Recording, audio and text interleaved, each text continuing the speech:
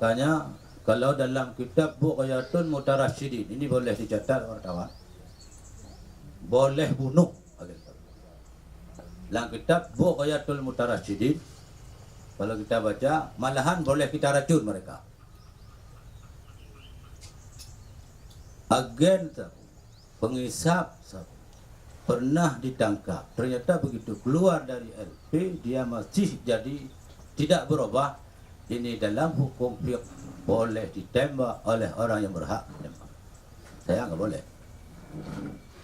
Polisi tembak aja. Memang kan ada orang nanya sama saya, bagaimana itu pengedar, tembak aja di otaknya.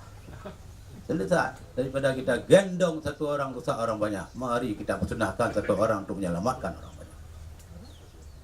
Banyak sekali ya orang kita tidak boleh begini, tidak boleh begitu.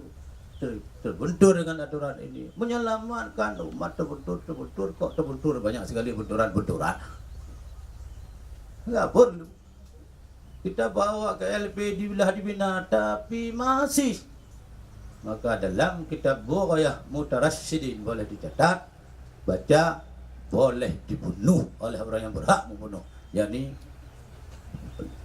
jangan kita pikir PKI ke depan ini lebih daripada PKI. Kita sibuk dengan akan lahir PKI, biarin aja kalau ada PKI, biar ada orang kita potong. Kok takut sama PKI? Enggak ada urusan.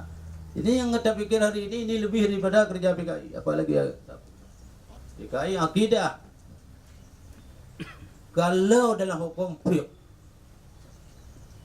menyatakan bahawa ini halal, artinya sudah menghalalkan yang telah ditetapkan oleh Allah haram.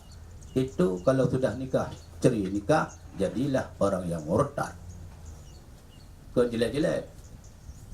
Bukannya waktu dilarang oleh pemerintah, itu semua ada hikmahnya untuk menjaga semua. Ini masalahnya.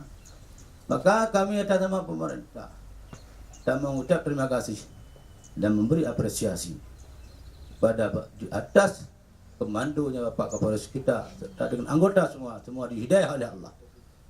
Semua menjadi mujahid hid dunia.